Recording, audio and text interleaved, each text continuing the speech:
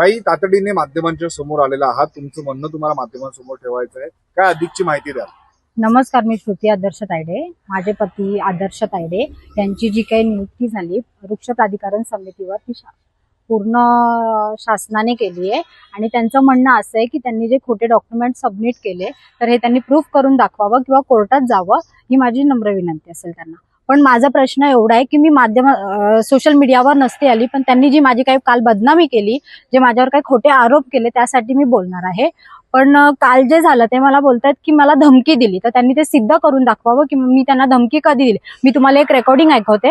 मी श्रुती बोलते, श्रुती आदर्श तायडे, ओळखलं जसं. जी तुम्ही फेसबुकला पोस्ट करताय त्याच्यावरून काय समजायचं? आता जे झालं प्रकरण ते पूर्णपणे बंद झालंय ना, मग आता ही बदनामी कशासाठी?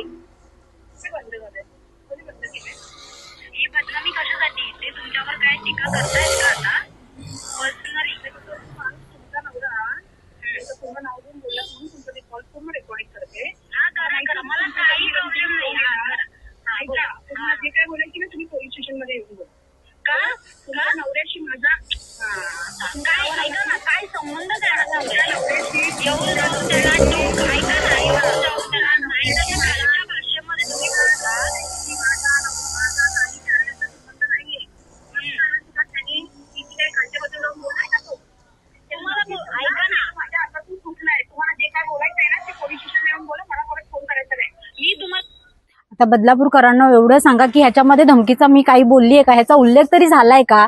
तर त्या बाईने असं पसरवलंय की जी धमकी दिली आहे तर तिने ते प्रूफ करून दाखवावं मला, आणि त्यांचे 4-5 लग्न झाले तेही प्रूफ करून दाखवावं मला. आणि राहिला प्रश्न वृक्ष प्राधिकरण समितीचा, तर तिने ते कोर्टात जावं. आणि मेन गोष्ट म्हणजे राहिला प्रश्न बदलापूर दूषित करण्याचा, तर बदलापूर दूषित आदर्श तायडे नाही तर संगीताताई करतायत. माझं म्हणणं एवढंच आहे, ज्या काल संगीताताई बोलल्या की तू मला धमकी दिली असं तसं, त्यांनी सिद्ध करावं. जर त्यांनी सिद्ध नाही केलं तर मी पोलीस स्टेशनला आली आहे, त्यांच्यावर गुन्हा दाखल होतोय.